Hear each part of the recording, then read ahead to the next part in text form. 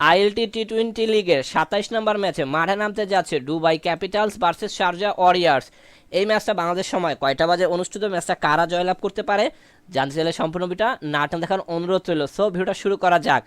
ম্যাচটা অনুষ্ঠিত হবে দুবাই ইন্টারন্যাশনাল ক্রিকেট স্টেডিয়াম। এই পিচে ফার্স্ট ইনিংসের অ্যাভারেজ রান 161, সেকেন্ড ইনিংসের অ্যাভারেজ রান 152। এই পিচে এখন হাইস্ট টোটাল রান হলো 217/4 উইকেট। এখন এই পিচে লাস্ট 37টা টি-20 ম্যাচের মধ্যে 41% ফার্স্ট ব্যাট, অপরদিকে 59% সেকেন্ড ব্যাট জয়লাভ করেছে। এখন মতো এই পিচে লাস্ট 10টা টি-20 ম্যাচের মধ্যে 58টা উইকেট দেখা পেয়েছে স্পিনাররা, অপরদিকে 62টা উইকেট দেখা পেয়েছে পেসাররা।